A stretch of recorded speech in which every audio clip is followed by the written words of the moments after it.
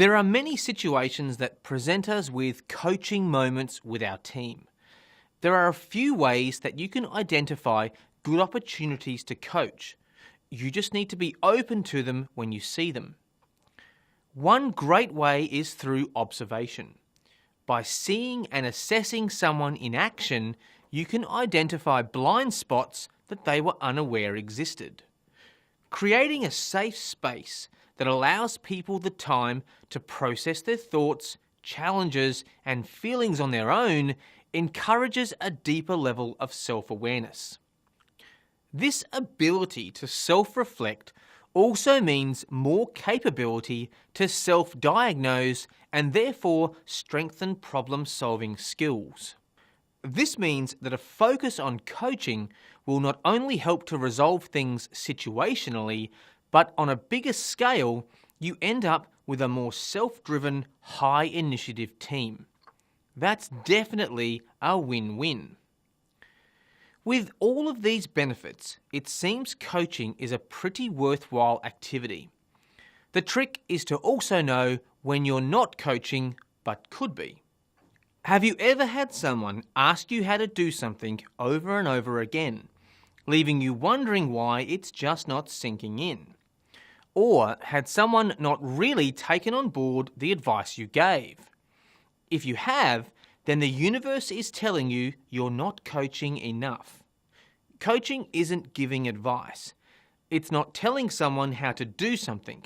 It's helping them figure out what they're trying to do and guiding them to decide on the best course of action to do it. How do you manage a coaching conversation so that it remains focused on the team member and achieves commitment to action? The GROW model is a simple but powerful framework to structure your coaching sessions with your team members. Great coaching is all about asking great questions as you take individuals on the journey. So, let's explore the model in detail. G is for goals. Every coaching conversation should have an aim or something it's striving to help the person achieve. This keeps the conversation focused and allows any actions to be linked back to an outcome. Explore goals by asking any of these questions. What do you want to achieve? What would you like to get out of this? What areas do you want to work on? What results do you want to achieve? Ultimately, what do you want to happen? R is for their reality. At this point, we need them to figure out where they are right now. This may be exploring what they've done so far, what's worked and hasn't, and why. Invite them to self-assess their reality. If useful, you may also offer feedback and observations of your own, but only if it's useful. Examine where things are at right now through this type of questioning.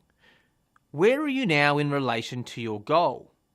What has contributed to your success so far? What skills, knowledge, or attributes do you have? What is working well for you right now? What have you done so far, and what were the effects of this? What steps have you taken already? O is for options. This is all about exploring what is possible now that you know the goal and the reality, and identifying potential barriers. This is where we usually jump to first. You can see that by having a clear direction for success and knowledge of where they're already at, you can help them come up with better, more realistic options to move forward. The other benefit is that they become the right options for them in their situations rather than just how you would do it yourself. Help them identify their options by asking questions like, so what are your options? What could you do differently? What are the advantages and disadvantages of each option? What do you need to stop or do more of to achieve this? What could get in the way and can we change that? Lastly, W is for the way forward. This is a critical step to coaching, as the focus is on action to achieve goals. Here, you are gaining their commitment to do something and identify support needs in the process. You can establish a commitment to action by asking some of these questions. Which options work best for you? What one step are you going to take right now? What actions will you take, and when? What support do you need? When do you need to review your progress? How will you know you've been successful? So that's it. A great framework that you can use to guide your next coaching conversation. Watch out for those coaching moments. They come around a lot more than you think. The next time you catch yourself about to give someone advice, stop and ask them a question instead and see where it takes you.